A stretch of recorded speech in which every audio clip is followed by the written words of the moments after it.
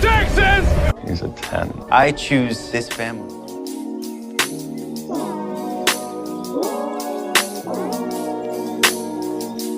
Hey guys, welcome to episode 125 of 911 Lone Star Roundup. I'm one of your hosts, Katie, and with me are my lovely co-hosts, Grace and EJ. Hello. Hi, everyone. Today, we will finally be talking about the 911 Season 8 opener, the emergency. Yes. So we will be talking about episodes 801 to 803, which were titled Buzzkill, When the Booing Gets Tough, and Final Approach. Oh, yeah, when the Boeing gets tough. That's That's- how you...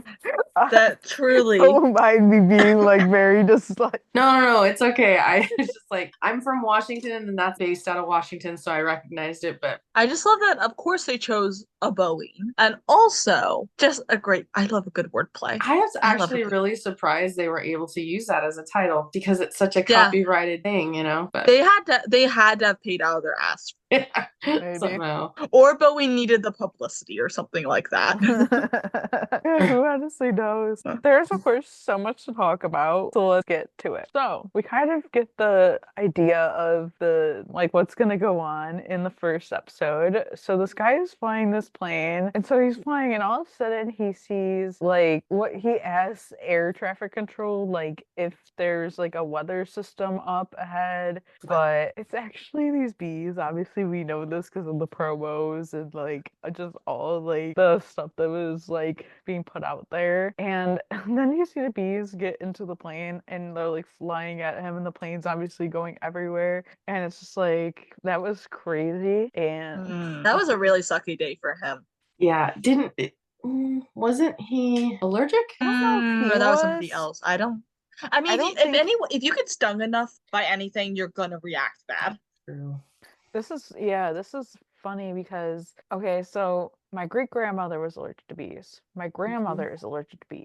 And so I was asking my mom a few weeks ago, I was like, Mom, have you ever been stung by a bee? And she goes, no. And I'm like, well, I've never been stung. So I'm like, I think it's just funny because my grandmother and my great-grandmother, both allergic. And those things can run in the family, and I've never been stung. So I don't know if I could be allergic. And I'm just like, please, dear God. One of my coworkers is allergic to bees, and we're sitting on the patio at work one day, and she's like, oh my God, if I see a bee, I'm gonna run. And this girl does not have an EpiPen. I'm like, girl, you need to get yourself an EpiPen, because literally she's allergic to so many things and she doesn't have one. And I'm like, girl, please. Oh my gosh. Need one. Gosh, yeah. I have a Yeah. friend who her son is so allergic. He's he honestly could have been a bubble boy when he was a kid. He's so allergic to things. And he's even allergic to the ingredients of the EpiPen. Oh my God, I've heard of that. And it's so crazy. But yeah, EpiPens are important. And I wish more medical companies would make it a little easier to get them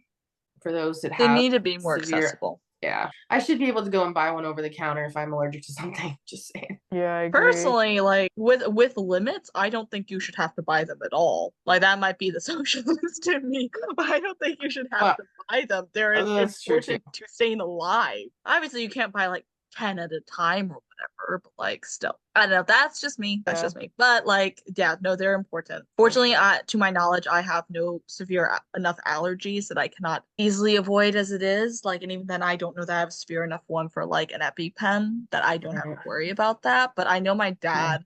My dad's not allergic to bees. He's allergic to wasps. And I remember I was 8. And he got stung by a wasp, and it was really bad. I don't think he went to I don't know if he had to go to the hospital. I don't actually remember. I think he did. We had to call the ambulance. Bees, no fun. Yeah, for Bees, sure. we love them. They can stay over there. Right. For sure. We love them. We need them. Yeah. I'm kind of like Ronan, where I admire bees. I think they are such cool creatures, but if one's near me, I'm kind of no, go away, go away. Right. I'll admire you from afar. Well, when they're flying around, it's hard to tell if it's a wasp, hornet, bumblebee, good bee, bad bee, because they're flitting around sometimes kind of fast and you can't really tell. Yeah. No, these were killer bees. Yeah, they were. And again, I would like to be that annoying person that says anything could be deadly if you get enough of it. That's true. Yeah, that's very true. Last time I'm gonna be that annoying person. Okay, continue. Yeah. But yeah, so we get that. And then Gerard and his lineup. I'm like, I already hate this man. Like obviously we hate him from obviously the Right. Begins episodes, but I already hate this. So he's making their lives literally hell, like literally just this. And of course, at first he chooses Eddie to be his buddy, and I'm like, of course. Naturally. Like I'm just like, and Eddie doesn't want it. no, he doesn't. Like this is very one-sided. Like, Yeah. and Gerard is also like very tough on Buck, and Buck is taking this very hard because this is probably like this is literally the first time he's ever had like leadership like this, where things are very like, this is how it's gonna be, this is what I want you to do, I'm gonna make your life hell, and you're just gonna have to deal with it. And he is not having the easiest time, and I hate it here. Right. Yeah. It was definitely tough, and like I definitely don't like Gerard. It was hard, especially knowing that like because I know it was talked about that like Eddie has had like tough COs in the military, and Hen and Chim have already dealt with Gerard before. So it's not new to them, but to Buck, it's totally new because Bobby has been his only captain. Yeah. And I know that Gerard really pushes that reminder of like Bobby made him soft, so to speak, you know, and I don't like that. I don't like that at kind all. of, you know, I don't like that. Eddie has a mustache. So you know what? It's growing on me. It is. I don't like mustaches. Oh, I hated Eddie's it first. Ryan wears it well. He does. He does. That whole photo shoot that just the videos. Okay. Oh my gosh. I was like, all it's right. It's like I will make an allowance this once. Yeah. Also, just in general, you know, shit's bad when Buck if it's not this following scene, the next following scene is like, we should all quit. The man who sued the department to get his job back says, let's all quit. Oh yeah, it's like a couple scenes later, like 2 scenes later, I think. Yeah, it's like I feel like it's a move, and I totally support it, but I'm also like, I don't know if you guys are really thinking this through. Like I totally have support it in the sense that I've had a shitty boss before, and literally if like all my coworkers were like, let's quit, I would totally have done it. Well, I would have if it would have meant they would have been gone. I've nearly done that just simply to attempt to get like, you know, like a pedo that my work has fired before. Yeah. I've been like, listen, we're all ready to walk if it will show that we don't want to work with this person anymore. Yeah, I think we've all been in that situation at some point. Yeah, we've all gone through some sort of like thing like that. Whether if it's like coworkers or like bosses or whatever it is. Everyone's gone through it at one point in their life. Yeah, you know shit's gone bad when you're ready. Right. You're ready to do that. So yeah, sorry, I know it's early, but I just had to say something about that. I just thinking about it. And then this was interesting. So Captain Maynard requests Athena in her office. So Athena goes in there and she is met by some people from the assistant U.S. State's Attorney's office, whatever. Somebody from Arizona and then somebody from California or whatever. And these men apparently have a special assignment for her. And I'm like, I already don't like where this is going. Plus I saw this clip like before this episode aired. I had heard about it like before the episode aired, so I sort of knew somewhat about it. And they tell her basically about this prisoner who did these awful things, but the bottom line is they want her to transfer Jenkins, who is the man who killed Athena's fiance Emmett, from Arizona to LA, and he's apparently getting this deal based on if he testifies because of, I don't know, this cellmate they like paired him with because they wanted to get dirt on him or something like that. And I'm just like, so, and apparently you're like, oh, so why is Athena being wrapped into this? It's because Jenkins apparently like requested her, and like these men, I was just like, they're like oh, like, we heard you had history with him. And she's like, yeah, he killed my fiance. And I didn't like either of them from the get-go, oh, I I will didn't just Same either. say. here. Oh, They I were did not like being them. very disrespectful and very polar opposite. The one guy was being like very like super friendly and accommodating, the one guy was being very standoffish, wouldn't shake her hand kind of deal. I'm like, I felt very okay. sketch with them at the beginning. Same. Like I was like, even this is a flag. Yeah, I like Right, even if they didn't have anything to do later, like I'm like, okay, they are part of this wrong system. Like there's Yeah. something wrong with these guys. But yeah. Yeah. Hated this for Athena. Like, I was just right. like, okay, this is being brought up again, which I'm not like mad at that they're bringing up again. But I was like, this is gonna be interesting. But I also I don't like this is very like icky about the fact that they like literally, okay, you literally could have figured out that like these things, like they knew that that was friggin' her dead fiance. It's not that hard to figure out. I'm sure you Google his name. I'm sure articles pop up about this. Mhm. Yeah. It's not that hard. But yeah, that happens. And then Buck is on the roof of the firehouse, and I love like them all walking out, and they're like, don't jump, and Buck's like, why not? And like Buck's like, I That was can't do crazy. this anymore. And I'm like, honestly, same. I've been Right. there. Like I'm like, don't Yeah. even. And Buck's like, we should all quit. And Eddie's like, stop, you gotta stop letting him get under your skin. And of course they start talking about Bobby, and Eddie asks if anybody's heard from him. And Jim says how he thinks he's busy with his new crew. Cut to the fake fire emergency. That was So so Bobby is a tech advisor for the show Hot Hmm. Shots. oh really? Yeah. This was very interesting, I will say. We also knew about this sort of in a sense. It was, I don't know. I saw this done like on a couple other shows, so it was very interesting in that sense. But I'm just like, Bobby's just like there, like kind of like, I hate my life. I hate it here. Like, let me just go home to my family. And it's usually most of the time when you have an on-set advisor, it's not usually an active duty, and they're like the department assigned him to this show, and that was a little weird the way it was kind of brought up. I'm like, usually it's usually I mean, retired firefighters or I retired. think it was because he technically did retire and he needed a job, and they're like, well, we don't have anywhere to put you. Like, there's no open like Right. spots for captains and stations. Like, he can't get his old job back because of that whole mess. And like, there was literally nowhere for him to go. So it's like, oh, I guess we're gonna put you here and Yeah. have fun with that. yeah, I mean, I have heard of it before with there being active duty. I've heard of that before. And I've also there was an old TV show, like 60s, 70s show. It was called Emergency. So, And one of their yeah, love that show. one of their mains, Mike Stoker, who was the engineer, was an active duty firefighter in real life, which is actually why he shows up very limited in the show because he had obligations in his IRL department.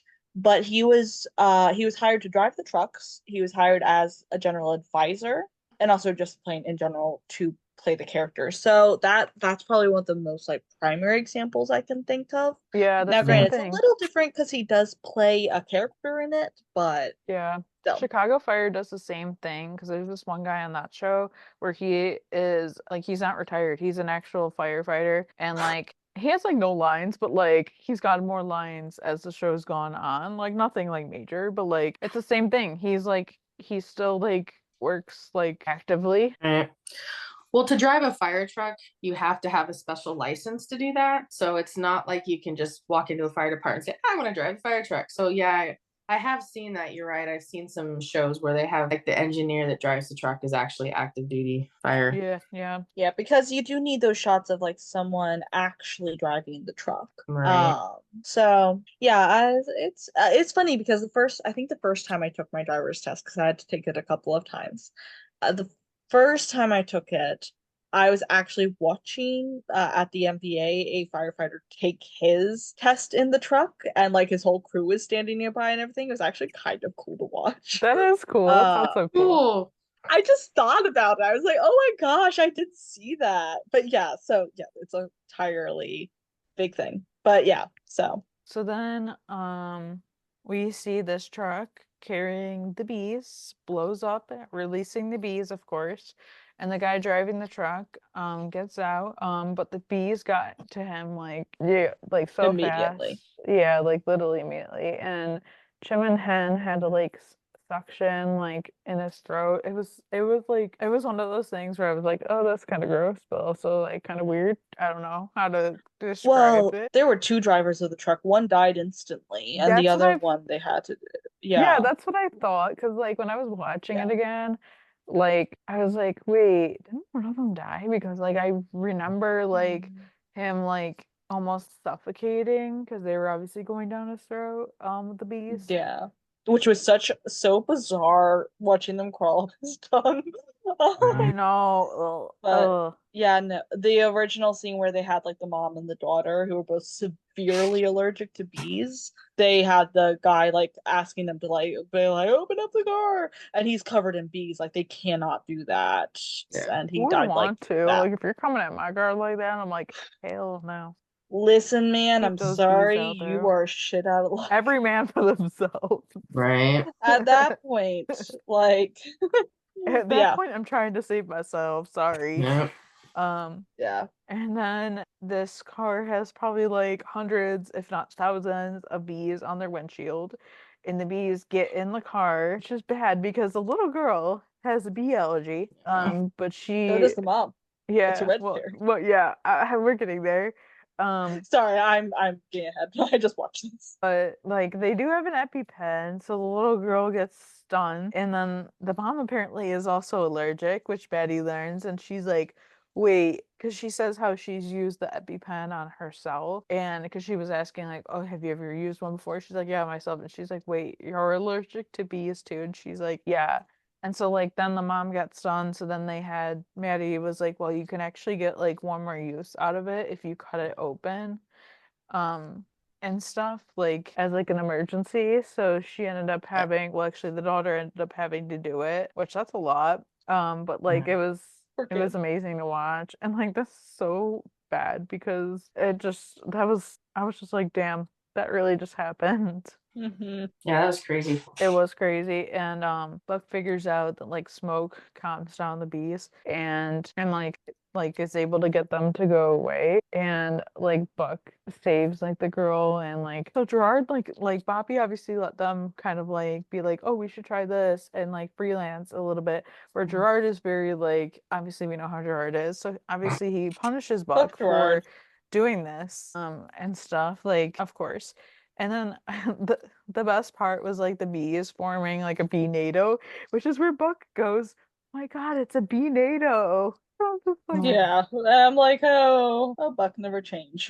if it was like any other time, Buck would be like listing off like 10 facts about bees after like the call. He'd be like, Right. "Did you know?" Mhm, he would.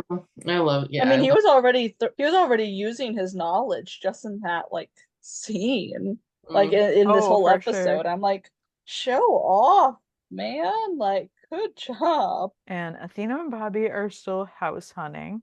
And like they have the rental till like the end of the year. So like they're still looking around, and I'm like, okay, good to know. And then we see Ken and Karen talk with Maddie and Chim, and they say how like they have this new foster attorney, and they're like in the process of getting their foster license back. And like they're like, this attorney can apparently like handle Ortiz, which I'm just like, are we sure? Mm, Right. I'm like, there were just so many little things in this episode. And then Buck and Tommy were helping Eddie celebrate Chris's birthday.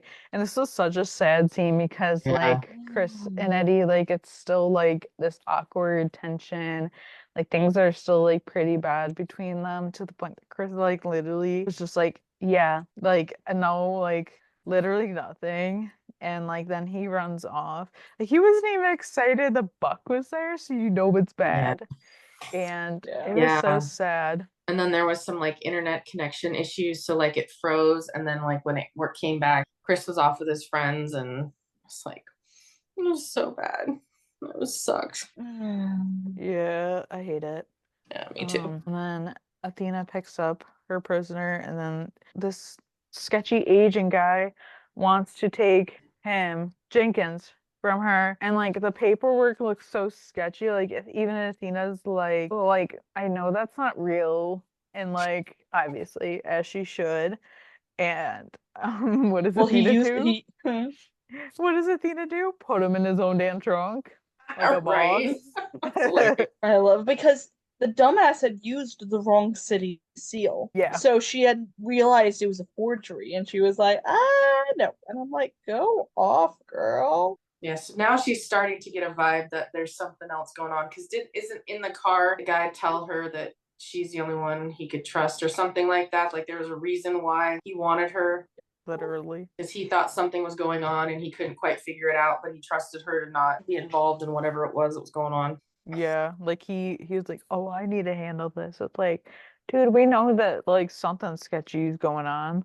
Right. And then back to Bobby with his like technical advisory, and then so this one guy, he was like studying. He's like, "I'm gonna study you, like Bobby," and it's like funny because Bobby's just like, "Why?" Like why?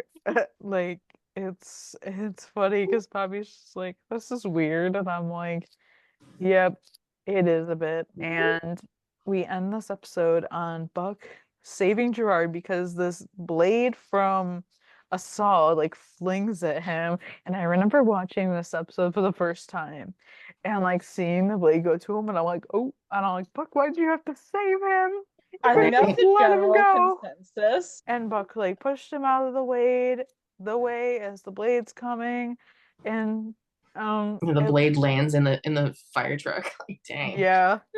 That was going And fast. it's funny because like Gerard was going off on Buck, and Buck was like having that moment where Gerard just kept getting closer and closer to his face and his head, and he wanted to like punch him, but like then like this happened, and then like he saved Gerard, and it was just like, dude, what?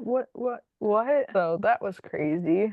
But then we go into the second episode, and Athena and Jenkins were taking like the flight to LA, and they just barely make the flight. And I love him saying that he doesn't fly well, and she's just like, well, don't look, and closes the window shade. Like, ah, that was funny. And then so Gerard is taken to the hospital, and so Hen is designated acting captain. And Hen's said, like, everyone's like, oh, what now? And Hen's like, my first order of business is a dance party. And they're all dancing, and Buck is just like, the heck? Like, Right? what is He's going just like- on? And Eddie's like, he's he's, just. I was like, oh my God. I mean, that was such a good scene, though. it was just like, well, we're free for now. Right. And we get a flashback of Emmett's funeral, which is so cool to see because the last call was done by Gina Torres, our very own Tommy Vega, which when I first watched this episode, I didn't realize that because I wasn't really thinking about it. I recognized Oh, her I didn't immediately. I didn't know who I was listening to. Yeah, it's so cool when you watch it back because that's what I did when I found out about it because it had been posted about, and Tim was like, yeah, like I really needed a powerful voice to like do that, and so he asked Gina to do it, and I thought it was so cool because I didn't realize it when I was watching it because honestly when I watch these episodes like a lot's going on. So like I don't really pay attention to like every single detail, but like it was so cool. Like I was like, oh, I love it. Like it was so perfect. Like I've watched it a few times since then just because of that. So it was definitely cool and I loved it. Like it was cool because she said like all units clear the air for priority traffic. Dispatch calling 237 Officer Washington. This is the final call for 237 Officer Emmett Washington. Officer Washington is 10-7. Thank you for your dedication, service, and loyalty. You can rest easy. We have the watch from here. I could literally cry just Oh saying my God, I it. me started too. I was gonna crying. sing to that. Chills. Like I could literally, I'm getting tears because Mhm. it gives me chills every single time. And hearing her say it is even like worse because I'm Yeah. just like, oh my God, so emotional. And like Athena, and like obviously she like said something before all this and stuff. And this is like Athena like having flashback to this moment, and like it's emotional. And then like you go back to the plane, and Jenkins says how he's not going to take the early release deal. And Athena's like, really? You made me drag your ass from Arizona, and you're not gonna cooperate? And he says, I never said I wasn't gonna cooperate. Right. He just said he's not gonna take the deal unless he has her blessing. And I'm just like, okay. And Athena doesn't know like what to say to that. Athena wants to know like why men in suits are trying to kill him, because that's basically what was gonna happen. And he asks her if she knows who Maxwell is, and Athena's like Beverly Hills money manager and grade A pedo. And apparently the attorney's office met with Jenkins, and he had never heard of Maxwell, and he was told to cozy up to him, and if he did, he would get like a deal out of it. And he had like a list of like this quote unquote library he had. So Mhm. basically everyone wants it. And so Athena wants to talk to the pilot to make sure the LAPD is at the gate for them. And Athena is going to talk to them, but there's a bit of turbulence. So, like, you really shouldn't be up here. And as the plane crashes into them, because like the two planes are like colliding, Mhm. the pilot flies out of the plane. This is like crazy, Yeah. and I'm just like, this is bad. I This was is like, not good. I Right. was like, rip girl. I mean, I know. bye bye. That was probably I a lo- really bad death. I know. I felt so bad for her, and I was like, damn it, why? Yeah, so this is not good. So Athena's up there, and she calls 911 explaining what's happening. And when she tells Josh her name, it's like him looking like, oh shit, not again. He was like, It's wait like a not second. And air traffic has to talk to Athena, and the plane was stabilized by the co-pilot. But now he's like incapacitated, and so she needs to like put in autopilot. It's this whole thing, and I'm just like, here we go Right. again. Literally a season later. Hey, Right. what's a plane? Really, she can't go anywhere. Yep, yep, literally. And so yeah. And I love the part where Maddie was like calling the 118. She has them triage all the patients or all the Right. passengers. Yeah, I she think that calls was super Jim. cool. Yeah, she calls Jim and it's like, oh, to do. Well, put me on speakerphone. So she has to tell everybody, and they're like, oh, if like The why heck? us? Because Athena's on that plane. And you can all see their faces go like shocked, and then like, yeah. That was a really good idea though. Yeah. Yeah. It was definitely easier than there being like, is there a doctor on the plane? Because like Right. Mm. imagine the chances that there isn't. Yes, and I love the fact that like the entire like well they're triaging everybody. Chim, Eddie, and Hen. What's Buck doing? Trying to get a hold of Bobby. Oh yeah. Yeah, I true. forgot about that He's part, like, but I'm trying to get literally. a hold of my dad. Yeah, Well, literally. he's also the least medically trained out of all of them. That is true. So it does like he still could have triaged, Yeah. but it kind of makes sense, that he wouldn't. But like, I do love that he was the one being like, "Dad, pick up the Right. phone. I'm Yeah. scared." Uh, I He's find that totally really looking fun. out for Bobby as he always does. I love it. Yeah, And I then think they're all Athena, probably just thinking, "Come on, the cruise ship was just I like a couple know, months ago." literally. And Athena has to be guided of how to like, because obviously she's going to have to land this plane apparently, and she's like totally freaking out, which honestly, who wouldn't be? But like, Yeah. Don't blame like her at all. I know. So love how like a few scenes later, Athena had like this little boy helping her. And I'm just like, it was like everyone being like online being like, oh my God, I bet Tommy's gonna help her. It's this child helping her. Listen, I still say you have a freaking pilot in the show. use him. I agree. Yeah. But I agree. it worked. Yeah. I'm not upset with what they did. I just think it would have made it very different if they put Tommy in there. But they could have. Like they did it, they had a more straightforward path, and I bet that is exactly why they didn't use it. Because it was easy. Yeah, it would have just I it mean, was they just still would have had funny. to get him in, but like, yeah, I don't know. Yeah, he would I have know been that. there, but Yeah. even so, it was just funny how everyone's like, "Oh my God, Tommy's definitely gonna help," and then it was a friggin' child helping. That was Yeah. crazy. That was just like, oh That my was God. And honestly cool kid though. Like he did great. oh yeah, for sure. And we end with Bobby finding out about Athena's plane, and of course Buck shows up to warn him too. And Bobby just heard about the what was going on. He didn't know that it was Athena. It was when Buck showed up that like to warn them, Right. and I just Well, love his suspicion was raised because he just had gotten the voicemails coming through that Athena had left him, where she was like going, "I love you," but like didn't elaborate more than that. So you can Mhm. see he's already putting the pieces together, and then Buck just rolls up and is like, "Bobby's running. like Athena's on the plane, isn't she?" He's like, "She's I flying it." love Bobby Of being course she like, is. Of you course she is. got to be kidding, like, and being like, oh, she's on the plane, isn't she? Of course she is. What else would she be doing? Like, I just literally. already just takes it in stride. He's like, "Yeah, naturally. What else would be happening? It's Athena." So, in good fashion, good 911 fashion, they Hmm. steal the fake fire truck, which just so happens to be called the 119, because they couldn't be more original than that. Yeah. Like, Poetic, really. what's a good number for a fire truck? 119. We haven't done that before.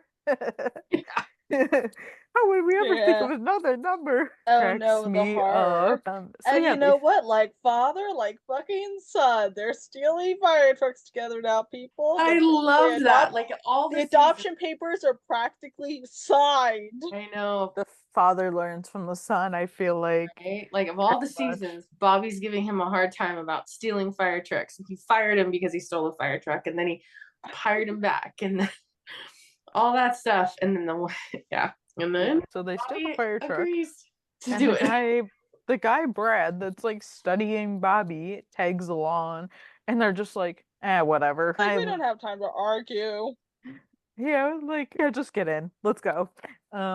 And so like also the co-pilot wakes up, but he's like unconscious again, and there's like so little hope. I'm just like, I don't know what's happening, but like, okay, here we are. This is literally, hey, you think this is the worst that can happen? Ha ha ha! Joke's on you. We're gonna Right. make it even worse. Yeah, because it Mhm. would have been so easy for him to like be okay and then be like, I could take over for here. Nope, that's too easy. Athena, No. you're Right. flying this plane if you like it or not. And then he has a heart attack, and then someone has to keep doing constant CPR on him there, because of course. What else would he be doing? Yeah. Literally. So that goes into our third episode. So yeah, they have to perform CPR continuously and stuff. And Athena is like talking to Maddie on the phone at this point, and Maddie like is like, yeah, you guys are gonna have to switch off every few minutes. And I love The Athena just CPR is going, exhausting. okay, let's go land this bird. Mm. And Josh asks Maddie if she is still talking to Athena, and she says no, Athena is talking with ATC. Um, and Josh warns Maddie that Bobby is on the line, like another line for her. So Maddie like talks to Bobby and tells them that like Athena's okay, and she like tells Bobby everything that's like going on. And Buck says how they're headed to the airport, and Maddie asks if they're. He's like, "Wait, Bobby, are you at the 118?" And Bobby says, "No, we're in a stolen truck." Maddie's like, "You stole a fire truck. You stole a truck." And then it's like Brad's like, we borrowed it. And then Maddie's like, who was that? And this is when I like love. Brad just introduced himself, and Bobby tells Maddie that he needs to speak with Athena, and Maddie says she already knows, but Bobby's like, that's not good enough. And Bobby asked Maddie to like call like other people on the plane to see if they can get her through somebody to get to Athena. So Maddie's like, well, don't hang up. I'll like start dialing the some numbers and see what happens. And this is so funny because I love how, of course, Buck is very fascinated by Brad. Yeah. And he's like, wait, say that again? And I love like him being like, that's crazy. I never knew he was British. And I would have never guessed. And it's kind of like It how was some fans so are funny. like, I didn't Yeah. know Oliver was British. I would have Right. never Yeah. known. It was like very much that's what they were making fun of, which I Well, I loved. loved that they Yeah. just went haha and did it. Like, Right. honestly, mad respect. Yeah.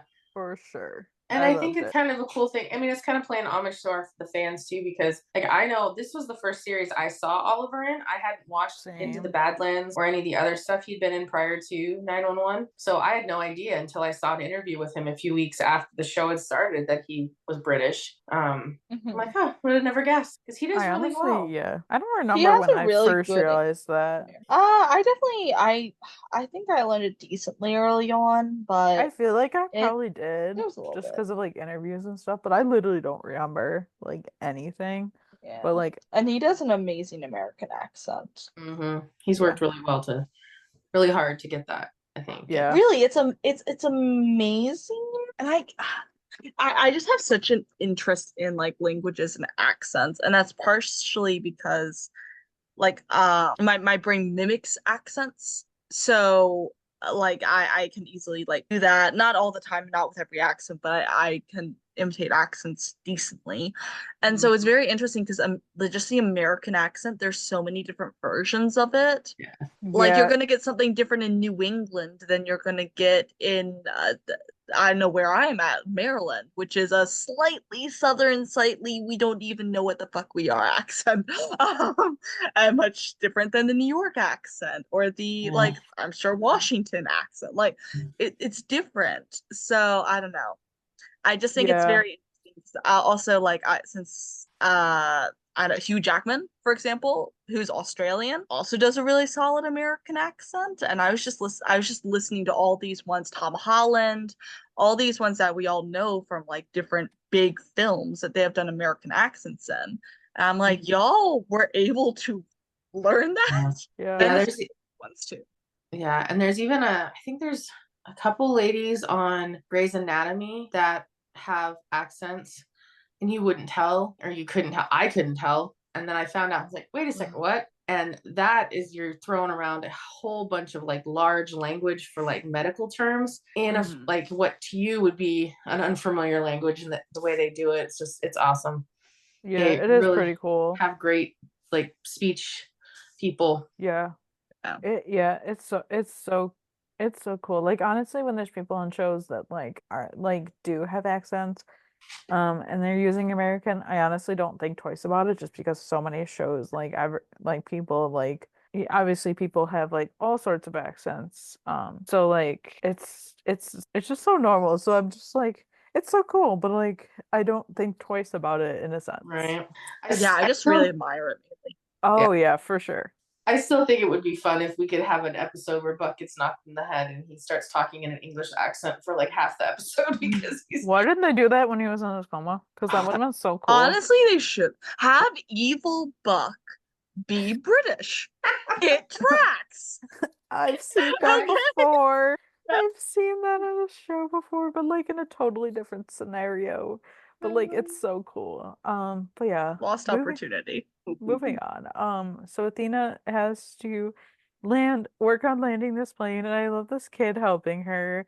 It's like, oh, well, there's nobody else qualified, so let's just have a kid do it. Okay. It's very chaotic, but I love it. And like I love how the kid knew a lot of stuff about the planes from the games that he played. yeah, because when he walked on board, he was very like fascinated. He's like, yeah, I know this about planes. This is that. So like he was very like he knew things, which is super cool.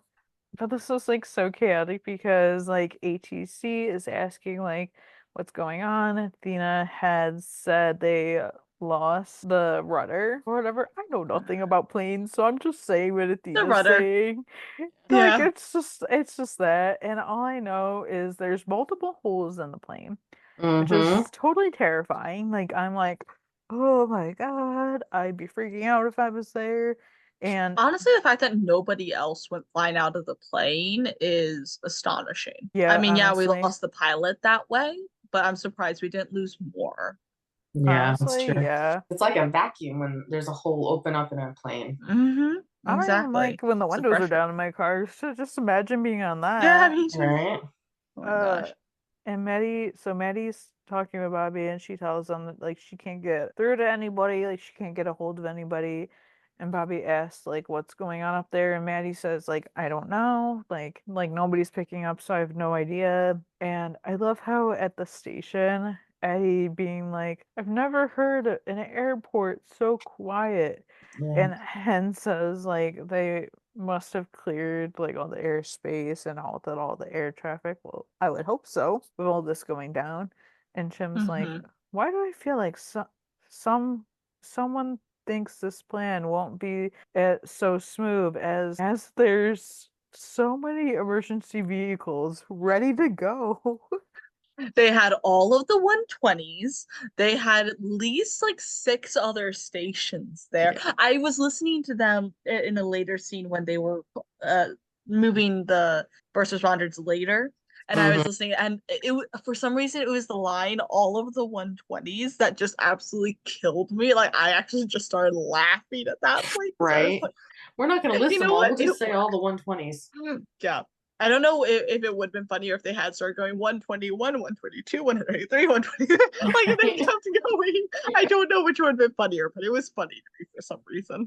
And they called Yeah. the 217. I do remember hearing that, which is Mm-hmm. Tommy's house, which is I the was gonna say Tommy harbor. Station. I was, Oh, we love it. they still Missed could have had him in there. opportunity. I Yeah. know. Yeah. They Yeah. totally would I have know. done more if it was like Buck on the plane. Oh, Yeah. Oh. hey, I just pitched a fanfic idea for some of you people up there. Just saying. Hey, hi. I haven't recovered from October yet, and you're making me have fanfic ideas now? I No. literally that just flew out of my mouth Eee. without even no intentions, no thoughts. I was just like, just putting that out there for you guys. Just saying I would read that.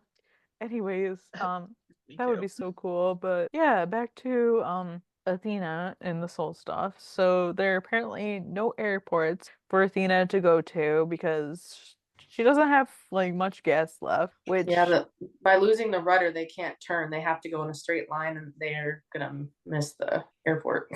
yeah, basically. Yeah, because they can't turn, and so they have to find somewhere to safely land. And then a passenger gets a call from Bobby and asks Athena, do you know a Bobby Nash? And she's just, so she gives Athena her phone and she's talking to Bobby and says how they're gonna, like, Bobby's like, oh, we're gonna get to LAX.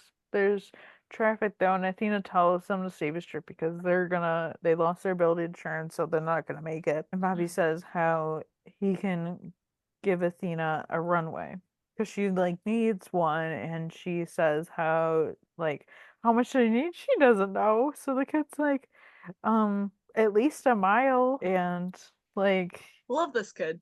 I do This kid too. is great. And Bobby says he can give her more than that. So she's I gonna love this. land on the 110, and I just think this is so funny. And she's like telling ATC her plan, and they're like, she's going to land on the busiest freeway. Oh, okay. Naturally. Like, I mean, they didn't have any other plan. I know, like, what do they expect her to do? Because otherwise, like all the plans I had, like, she can't do. And so they have to They block were off in of, options. so they have to block off a mile on the 110, and they have the south, like, part, like, figure it out. And Bobby asks Maddie to handle, like, the north, and she's gonna see, like, what she could do. And Buck's like, he sees a motorcycle going down the freeway, and he's like, I got this. And Buck's like, like he tells the guy to get off the motorcycle, Yeah. and he takes the guy's bike, kind of like how he took the bicycle. I think in season 5 that was. Some of The my favorite parallels that have been scenes. drawn between this online is very fun. I know, I And love it's it. funny when Oliver, I think the episode, this airing episode day, he was live on the Entertainment Weekly Instagram, and somebody had asked the question, has he ever ridden a motorcycle? And he goes, wait till tonight. Oh yeah, I forgot about that. Oh my Well, god, yeah. I got thrown back to Buck Begins I was because thinking that too initially. Mhm. because I was like, Buck, what do you know what you're doing there? I was like, wait, no, he knows what he's doing. Well, I think. I mean, he did crash his motorcycle before, so really it could go either way. But Yeah, that's true. And Mm. I love Eddie, Chim, and Hen watching the plane as it flies over them. And Yes. I love Chim being like, I think she might have missed her stop. Yeah, just was a like, bit, Chim. Just a bit. just a bit. It was the corny one-liners in here for me that I absolutely like adored because I'm like, yeah, this is still a drama procedural. Like, Mhm. of course they're gonna have. Of course they're gonna do. So, it was of great. course. And Also, Athena- my one very I am that kind of person nitpick is just simply that in the 2 instances that they had the plane go right overhead of someone, which was with these 3 and then Buck later, I'm like, that would blow out your eardrums. This Right. is a plane. This is an Yeah. aircraft. They are loud. These are jet Mhm. engines. Yeah, and you've got multiple jet engines going at the same time. So that That's is just like true. obviously they did not need to do it. Like it would have just made more chaos. But like as a nitpicky, like I'm gonna do this, that would have blown out the eardrums. That's true. yeah. So no one get that close to a plane unless you're inside of it. Right. Yeah. But I love Eddie, Chim, and Hen watching the plane. Oh wait, I already said that. Never mind. Yeah, fair. But it was really good though. I just love them going, wait a second, what do you mean they're leaving? They're so behind on everything that's happening. And I love Right. it for them. Yeah, but I love like Athena's just putting all her faith into this kid. So she's like, "You must have done this a million times in your game," and he's like, "I usually crash when I get to this part," and I'm just like, "Ha ha ha." Yeah, I'm like, You of know course what? you do. that's like Yeah, I was like, literally. It's maybe still a child. don't say that. And He's then- like 12. Right. And Like, then, you know, honestly. she tries to encourage him, and she's like, that sounded different in my head. She's like, She's like, this This isn't is just real simulation, life. this is real life. And then she's like, that's how different. Yeah. Oh, so yeah, like it is funny. And I love the dispatchers watching the news and the news anchors saying like a large portion of the freeway is being used, and that can't mean what I think it is. And I love Josh being like, "You sweet naive man." That was so funny. Of Josh Also- for literally these lines. Shout out to the fact we got a fair amount of Josh content in this episode and these Mhm. episodes. Like, I love having Josh back on my screen. right. Yeah. I love that man. Like, yeah. It's just like, "You sweet naive man." It's just He's like, sweet. "Where I have you think that been?" was I think that was the entire like fandom. That was all of us watching this going, oh honey. Oh, honey, if you knew the things that 118 has done. Yeah. I know. Oh, We've sweet been naive man. around, and then put the 126 in the mix, and we've been around Oh, like gosh, 5 yeah. more times. Right. Mhm. And then, Yeah. of course, like then we see like all the fire companies getting the calls to respond to the 110 freeway, and Eddie saying like how nuts this is, and Jim's being like, exactly, who in their right mind would take the 110 at this hour? And I'm just like, Jim, I love you. I do. Tim. Like, Oh man. I ugh. really I don't know if you guys feel the same, but I really feel like so far in this season, at least from what I've seen, I've not seen the last 2 episodes that have come out. So 4 and 5 I haven't seen just yet. But at least in this, it really feels like they're leaning a little bit into the like early seasons like humor. that I feel like they kind of slacked a little on in the last couple of seasons. I feel like we're bringing that back a little bit, Mm-hmm. and I Yeah, love I it. can see that. Yeah, for sure. I am here for it. Totally. And then Buck stops traffic, and it's just like, "Good job, sweetie, you're doing great." And I love, I loved Oh my this God. scene. I Yeah. know that it's definitely, you're right with the whole it's going to be so close it could blow his eardrums type of thing.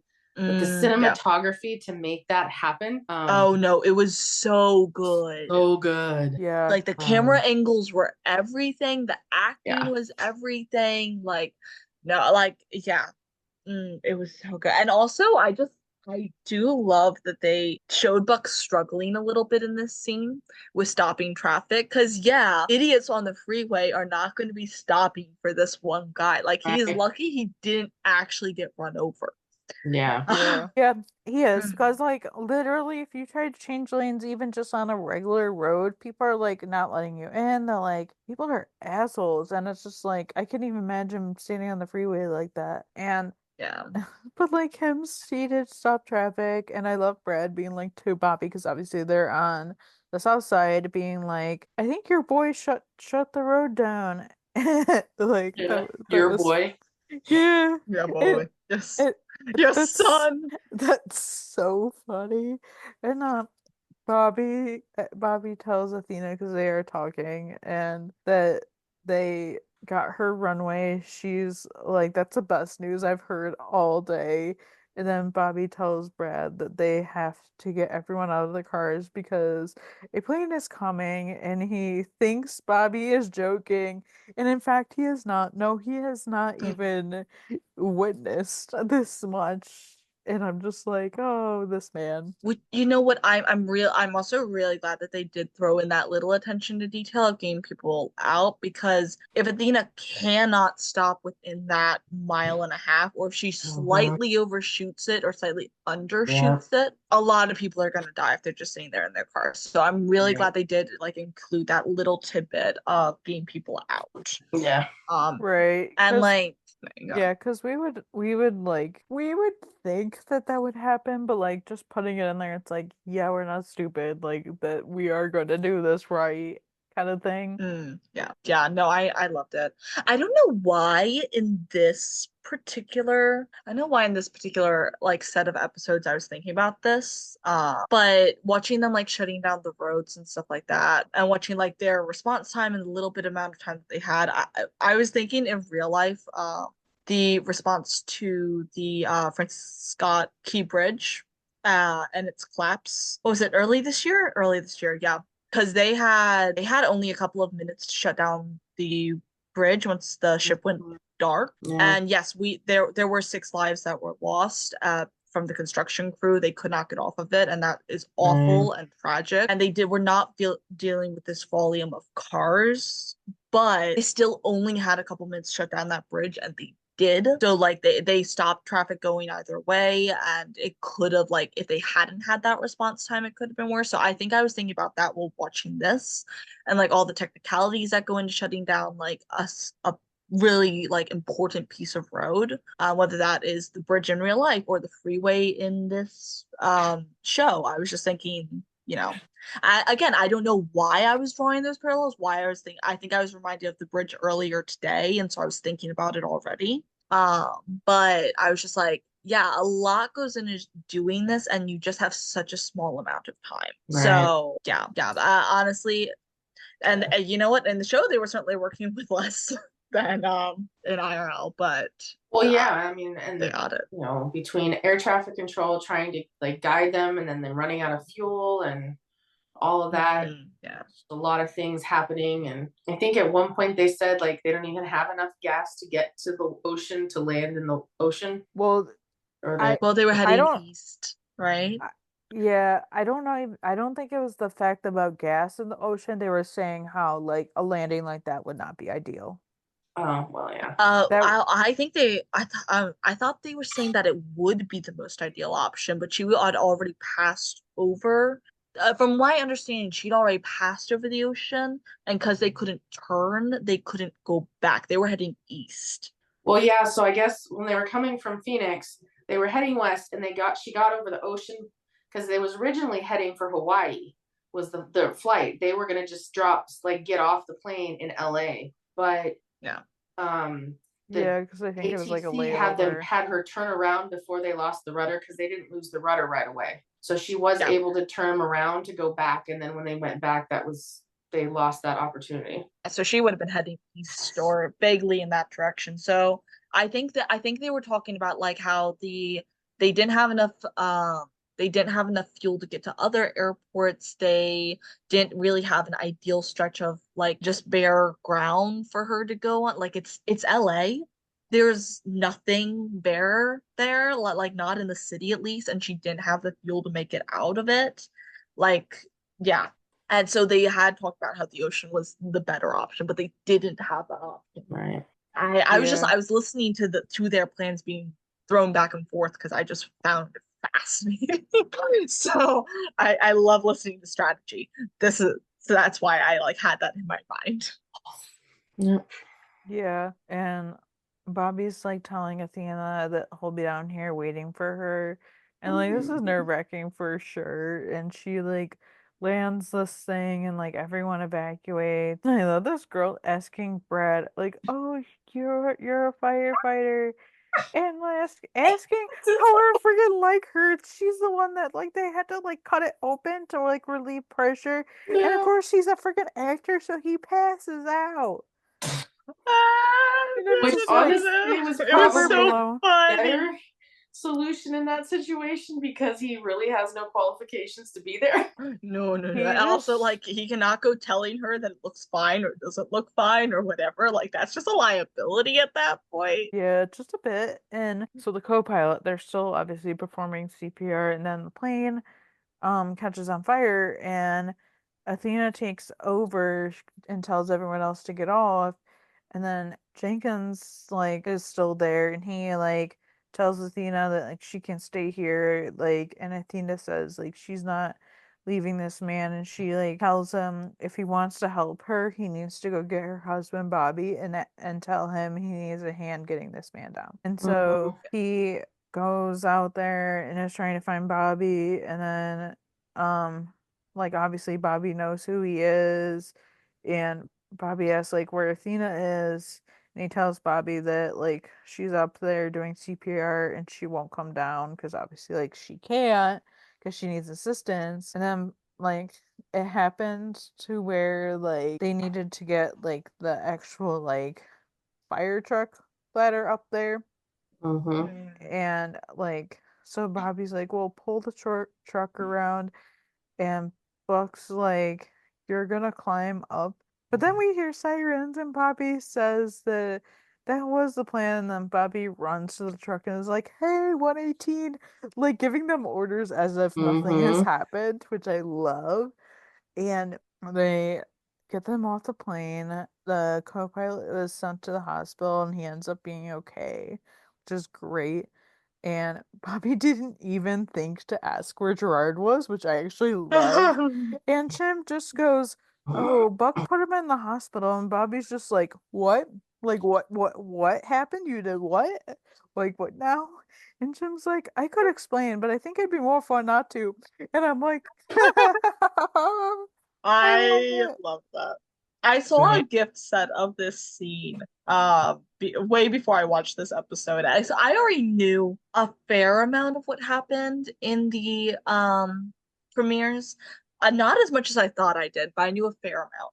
And this was one of the things I knew, and I was like, so that's the context of that scene. Okay. Right. Yeah. Yeah. That is fun. And then also, can we just appreciate that at one point, but Buck came running up with who was like, yeah, I got a line, we come on, and he's like, it's a fake fire truck. There's no water. Oh yeah, that was hilarious.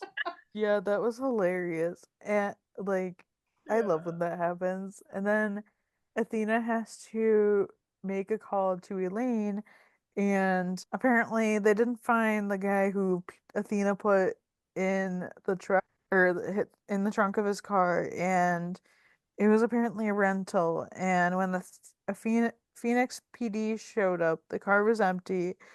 And also the guy, like USUA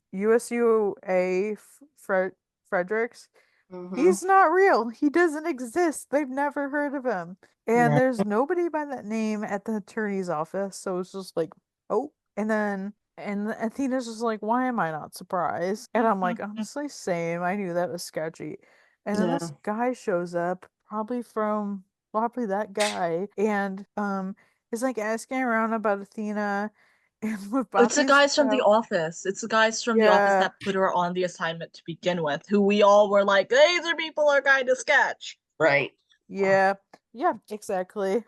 And Athena's like with Bobby's help, like helps them sneak away. And um I loved that. And then so like the whole point was they had to find this book that apparently that the Jenkins cellmate, whatever, this guy had like this book or whatever that belonged to him. And like of all places, it's in at the LAX parking garage, the long-term parking. Right. Yeah. They're Like like, oh of all yeah, we have to actually places, go to the I airport. think even Athena made the point to be like, he could have literally put it in like, maybe like a safety deposit box, like a anywhere else, even a Even a mailbox, locker.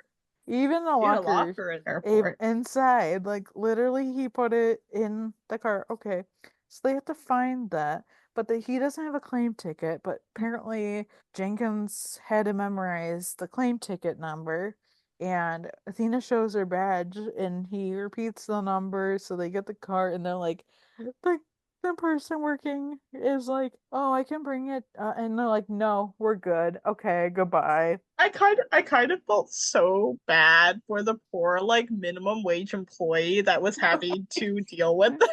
Right. Like, I mean, oh, he was yeah, trying to do his job and then he he was tries to trying be to his nice, he job, just but get like, blown off. but then like, if it makes sense, but I'm also like, I do feel bad for him because like he's just doing his job, but like, Oh yeah, it um, makes perfect sense. I'm not upset about it, but I just like get a little bit of sense of irony. I'm just like, poor kid, you're doing your best. It's not your fault. and so this library has like QR codes on it, like, and then they need to take it to somebody, and they're like trying to figure out, and like, I love like Bobby being like, oh, well, we could take it to 11 o'clock news, but like they can't even show this stuff at 11 o'clock. Oh yeah, because they scanned one Mm, of them to see, and it's like every QR code goes to like a bank of like things that the guy was holding over everybody. Yeah, yeah, and it's not only like inappropriate stuff, like it's also involving minors. Like Mm-hmm. yeah, this guy was basically more recent Epstein. Yeah. That was essentially yeah, who they made him. yeah, yeah, that is Down to the true. suicide too, actually. Because Yeah, the guy did actually wind up killing himself. Oh God, I didn't even put that connection together. wait, Oh, I was on that connection really fast. I was like, oh, wait. they're really doing an Epstein like I thought they said insert. I thought they said, wait, I thought they said somebody killed him. Maybe not. I thought I understood that I'd heard like they said that he hung himself or something, but I might have misheard. I don't Yeah, know.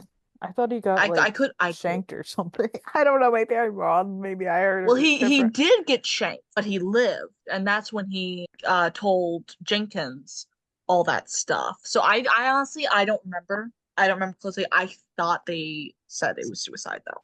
Interesting. I don't know. I guess I didn't really think about it that much because I'm like, this guy's dead. Dead. We never even met him, and I don't really care knowing everything about him. Right. But it is I interesting. I just I just love a good mystery. That's I'm just here like Yeah, yeah, no no I no get tell me that. more. Yeah. And just as they're like they find obviously the library and Athena says how she's going like she has people in place she can trust, which is like okay, cool. Just as like they're about to go, their so-called district attorney shows up and he wants the library and this is like so suspicious. And Athena is Mm. like, "Oh, you want this because you're in it." Right. Which I'm like, ew, That's gross. I Well, hate is the thing is this. that he actually is in the position that he said he was. Yeah. And that's like the entire thing was that he is in a possession of authority and he had the authority to get this like whole plan going entirely because there was incriminating evidence in there. And I'm just like that I think is even worse than him just impersonating somebody. Like he was fully himself the entire time. He was just also an awful person. Yep. And yeah, so this guy, he then like is like holding a gun against them, Yeah. and he was totally gonna take them out, and but he ended up shooting Jenkins, and then he's like, well, I could say that like he could like frame him and say, oh, well, he did this, and I love like Jenkins then stabbing this dude, and then the dude like lost control of his gun and ended up shooting himself like in the foot or something or leg or Mhm. whatever it Did, was. did you guys I it He happened so stabbed fast and himself I in the didn't. junk. Yeah, I saw Well, that. yeah, Jenkins said, can we please? I love 911 for their running track record of destroying creeps junk. I forgot about that. Athena shot off the one guy's, and Right. then I Jenkins forgot about that. stabbed the other guy. I I'm like, forgot about that. yes. Remember when Michael found out? He laughed hysterically. She's like, "Are you done?" That was all of us upon listening to that, honestly. But I got the parallel immediately, and I was like, oh my gosh. 901, I love this era, honestly. Oh yeah, that was the best. And I love Jenkins is like, I finally did it. And Bobby's like, what? And Jenkins like, I shanked somebody. Yeah. It was so funny because earlier on, when like the girls like had to be cut open, they needed something sharp, but it's an Yeah. airplane. They already go through security. They don't have anything sharp. Right. And Jenkins was like, yeah, I can make a knife out of a toothbrush and a cigarette lighter. Yeah. And the people were always looking at him so sketch out because he's like, how they're like, how do you learn how to make a prison weapon? He's like, how do you, Oh yeah, I forgot about that. Oh, that was which good. I love that. And then he was like, I've even never even used it. I've never even shanked it. I mean, So like his I little knew thing about, that. I finally shanked someone. It's kind of like one of those things nowadays. You literally can know anything like that. It's like I I watch mean, TV, okay?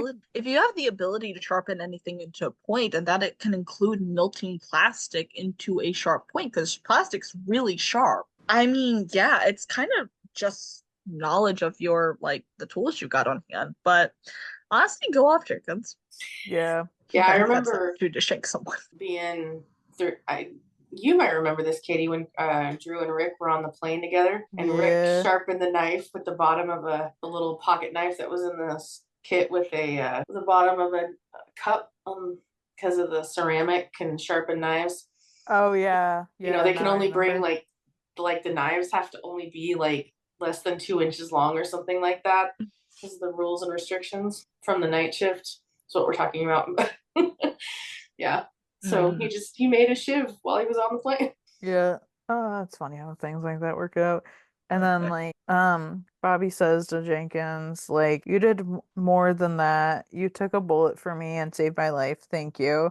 And like he said, well, I owed her one. And then like the news saying like a passenger apparently landed this plane and saying the passenger is unknown, and Bobby's watching this, and he's gonna have this proud look on his face, and then Athena walks in and she's like, and we're gonna keep it that way. You're never gonna find out that it was me. Right. Which I totally Mm-hmm. understand. And Bobby's saying like can't take her anywhere, and Right. asks if she got a hold of who she needed to, and yes, if this means her job is done. And she says almost, the guy is going to be taken into federal custody because the guy that like was like Jenkins shanked, obviously like he got caught and that old Turns out the stuff. partner was fine. Like Yeah, the partner, like the one you initially dislike more because he kind of snubbed Athena, he was fine. Like he was actually legit. yeah, at this point, like I was like, okay, he cool. The other dude, he can rot in hell. Yeah, But pretty the whole much. thing is like, so he's in federal custody as soon as he's released. And Athena asks like how this, like he's like, she's like, how did this sleaze of your partner end up on this case? And this guy goes like, that's a joke. The whole entire operation was his idea. And Bobby's like, so he knew about the book and he wanted to get ahead of it. And he's like, yeah, this guy goes and it's like he almost did, and just he didn't factor in one thing, your wife. And it's like Bobby's like, Yeah. yep, that's where they always go wrong. Right?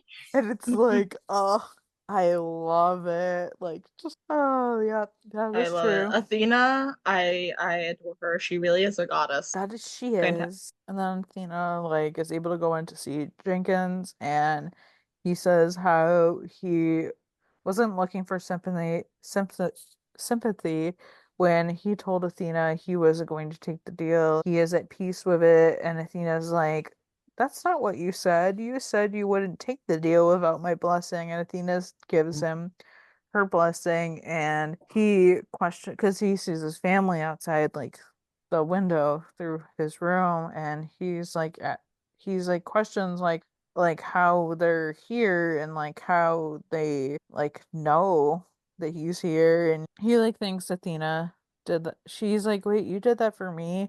But she's like says how like, what makes you think I did it for you? Maybe I did it for me. And because she knows it's what Emmett would have wanted, and not that his killer was set free, but that the woman that he loved could be free from from this anger. And she tells him to honor Emmett, and when he goes back to his family, be a better man than you were before. And he like promises her that, which I I liked what they did with this, because they totally could have did something very different, Mm-hmm. and it definitely like Yeah. paid it forward in a sense. Yeah. Yeah, I wasn't sure how I was gonna feel about it, just like in general, him being set free, but I think I like how they did it. I Yeah. think I like that because obviously, yeah, he's a murderer and that will not change.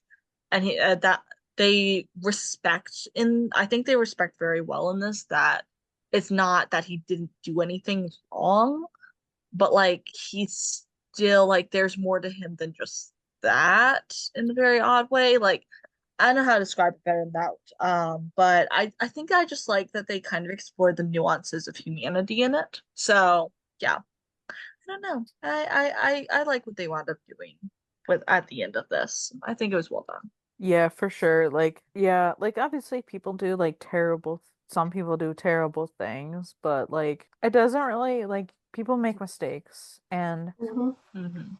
s- those mistakes should be forgiven, and people can turn over like a new page and do better. People are not always condemned to be one thing for the rest of their life. You're not always defined by your worst mistake. Right. Exactly. Then we get our last scene, and Chard is back, and I'm just like, what the heck? And he's like nasty to everyone but Buck, and he hugs him and thanks him for saving his life. And this is And calls so him weird. son. Yeah, Yes. And it was so gross. it was so nasty. I was just I like, think ah. Eddie's face was like the perfect example of what He was the like, heck. They're all like, what the all of fuck their is faces, they going were all on? like, Yeah. it's so funny. And like, I have heard stories about how this turns out in the next couple episodes and all that, but like, Oh, that's right, because this didn't end it. So you're kind of okay. yeah, I so loved episode 4. I know some things about what happens next episode. I'm really excited to finally get around to watching it. And episode 5, because I've heard great things about episode 5 too. Which I think it's a travesty that Halloween fell on a Thursday, and this is the Thursday that 911 didn't air. Like this would have Yeah. been perfect to actually have their Halloween episode on. Right. Yeah, they wouldn't do that. Yeah, I know. Too bad. Which I can But no, understand because the ratings would tank, but I'm also like, that would have been so cool. So I it just would have understand been both perspectives. perfect. Yeah. But yeah, no, so I just watched this and I was like, oh god. Fucking Gerard. Literally. Like, I'm just like, what the heck? And I love it's funny because you see everyone's face, like Eddie, Hench, and you see all their faces of when Gerard is hugging Buck, and you're like, what the heck is going on? And then Buck is like, what did I do to deserve this? Like, he's just like looking like, what is going on? Like, I don't want this man touching me. Yeah, he does not like this whatsoever, which makes so much sense. Like obviously. I think Yeah. it was a good 3 episodes. I think we had a lot of good stuff in it, and then like some stuff I'm glad will soon, like in other episodes we talk about, will resolve because I can only stand so much of Gerard. I know. Yeah, it's Gosh, funny yeah. because like some people are like, I think it'll be gone by 3, and I'm really I think it'd be excited gone for by 3. when we do talk about episode 4 because I can share like my thought process going into the episode Mm-hmm. because honestly, there was just so many surprises that came out of that episode where I was going into it not expecting the end result. I think is a good way to say it without saying any of my thoughts. Just save it for when we do Right. talk about it. That's so fair. So fair. But yeah, I did enjoy the emergency.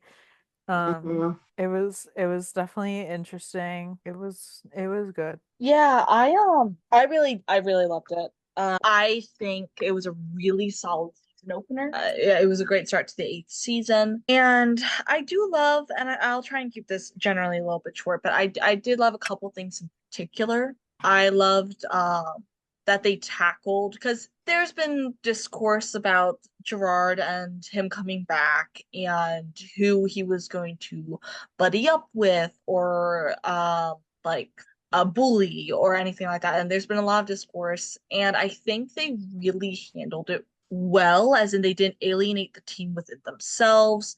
They Right. didn't paint anyone into a bad, like no one was happily on the end of Gerard's affections. Mm-hmm. And that sounds weird to say, but you guys understand what I mean. Like favoritism. That's a better word. Right. And like Buck was bullied, but in a way that did not erase the bullying of the other people. Like Gerard is just flat out a dick. But I do think that while watching this, I do think that while watching this, I had this interesting realization because he is an absolutely awful person who I wish, like, ultimately, yeah, I wish he had never come back and had stayed gone. But I also think that on top of realizing, hey, of remembering, hey, he's this awful person, like, I want this asshole gone. Ultimately, he's also just extremely pathetic. Like, he is living a life purely fueled by like his bigotry and his hatred and his bullying of other people. Right. And in the end, that just makes him pathetic. Yeah. He's just a pathetic, sad little old man. And I think honestly that takes a bit of power away from him. Yeah. Like when you're able to look at him in that case. And I think maybe I'm just relating to this a little bit too much personally. That like if you apply that like with him and also realize that about other people, I'm sure we can all think of people like that when you start realizing, you can actually take a little bit of that power away from them. Doesn't mean he's not an awful person. It just means he's just a guy. Yeah. And a really silly Right. one that. Yeah, and it's like I'm biting my tongue because there's a lot I want to say, but I don't want to ruin it for the episode 4 that we're going to talk about because a lot of it comes to a head. And we talk about it in the show, or they talk about it in the show, and it'll be good to cover. Which I'm so excited to like see what episode 4 has to say. Right. But like that was the most in-depth I had. Other than that, I just love it. I'm excited to see what happens next. And it just felt like the vibrancy of the seasons that just has been missing lately has come back in both 7 and now 8, and I'm loving what ABC is doing with this. Yeah, it's nice to see, ABC and their promotional teams doing really well this season. And I'm really happy to see Ryan and Oliver and some of them getting a little more like photo shoots and interviews and things like that happening. I really hope Chris does come back soon because this Eddie it's really tough. But a lot of good things were in this episode. I love Bobby and Athena, and even though they were separated, like he was he was making sure that she knew he was there for her, and or that Guys, couple goals. right, like that is that I want my partner to be like that. Like I want this relationship. and I know that like there, because there was a lot, like we didn't really talk about the garden party where the woman had the perfume that attracted the bees and the girl was under the water, and then Eddie had to run with all the spray, and Buck was can I was offer a cool. suggestion, and then they're like, he's like, well, what? He's like, am I gonna like it? And then Buck's like, well, he might not, and he's looking at Eddie. I thought that was actually really funny in that episode. Yeah, that was that was typical best friendism. Oh, right, for sure. I'm like, oh my god. And I love how people are like, because Buck was like, telling Eddie, well, you're the fastest runner we have. And then they turned and a fan did a clip edit of Buck running when his truck was broken down, or the Jeep was broken down, and he had to go donate that. And he's like running to make it to the clinic. And he's like, listen, I thought of it. Right. You can do yeah. He's like, yeah, but it was good, and I thought that was funny, and like the person going into the water was awesome, and then the bees were like leaving her alone for the moment, but she couldn't come up above the water because she had it on her, and so they put the hose in, which was actually a smart idea. Problem is the bees got wise and started going into the hose, then that was a problem. But also, I just love seeing nerdy Buck again. Like I love seeing nerdy Buck. Right. That was, I like that part too. I love the plane situation. I know there was a lot of talk about, well, if they're at the the hangar, then maybe Tommy's going to be involved, and everyone's kind of, I know there were a lot of people that were bummed that Tommy wasn't involved in the plane rescue, and they were a little upset that he was only at Buck and or with Buck and Eddie when they were trying to celebrate Chris's birthday. And I was like, just be happy. Like, I think I'm just getting really, I'm tired of seeing snide comments and the attitudes people are having. Like, some are so anti-Buddy fans now, and some are anti-Tommy fans. I'm like, what is going on? When all of a sudden did we become this fandom where we can't like more than one couple? What is yeah. How they're multi-shippers. Yeah, it's very tricky because there's people that are very much anti Tommy just in general, so they're anti Buck Tommy, and I can sympathize with some of the things being but not everyone was a good person in the show when they started, and it's just well, if you can forgive this person, then why can't you like that for Tommy? And people are just well, Tommy said this. Okay, that was in a Begins episode that was probably aged 10 plus years ago. Get over it. And also has acknowledged that he was not the best person back then too. How dare someone experience personal growth? Right. Especially when you look at, the out of our main cast members that are technically cheaters or a murderer, even if it was more manslaughter, but still, are really the only person that does not have a blip on his personal backstory other than incessant need for validation is Chimney. That's it. So, I'm glad we got some Tommy. I'm glad we got a Tommy scene in here just to acknowledge that he is there. He and Buck are thriving.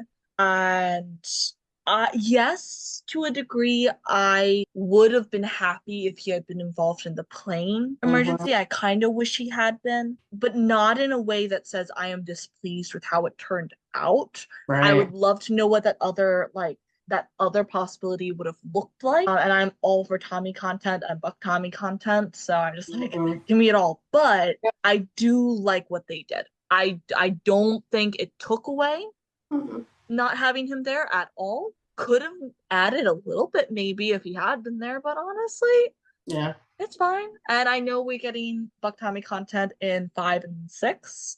Right. So yeah, I'm happy for that.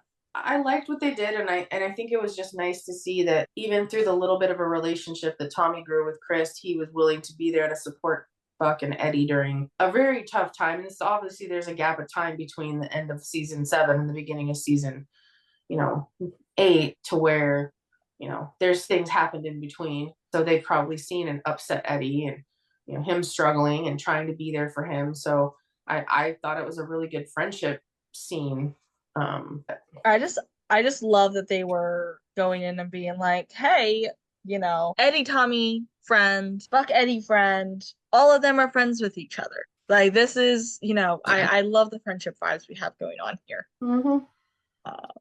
Because really, what is your boyfriend and your best friend being best friends if they're not just gonna laugh at you together? And you haven't even gotten Spoiler to for 5 yet. 8-5.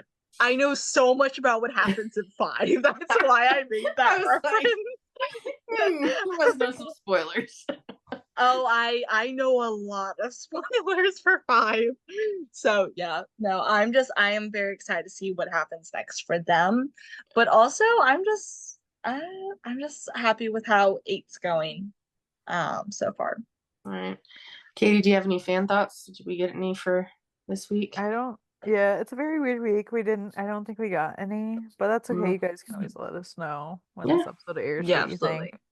think. Yeah, I think this is great. I'm glad we were able to cover because no one was really sure right away, like if Lone Star was gonna like run straight through and then just be done, or if they were gonna do like have a couple of breaks. So I'm glad we got an episode in, so we could talk about the beginning part of 911 when it was a little more fresh in our brains and not have to like rewatch it just to talk about it because it's been. I still had to rewatch it, but Yeah. Well, yeah. for sure. I had to watch it. We know. Yeah. See, I don't have No. I literally could have like 100 things going on and I still wouldn't be able to do it. I know.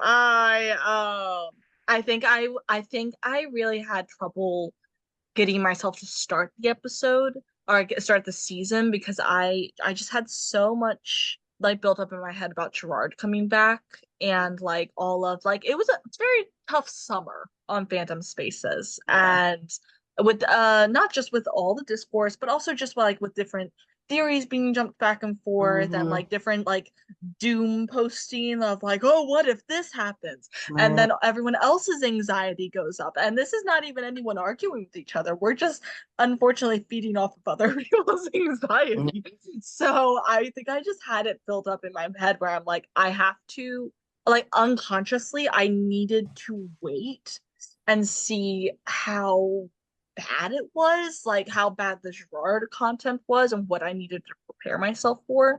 And then unintentionally, it wound up spanning 5 weeks. And then I was like, oh crap, I haven't even started the season yet, even though I know that they like did a good job. Like I know I've been hearing really good things.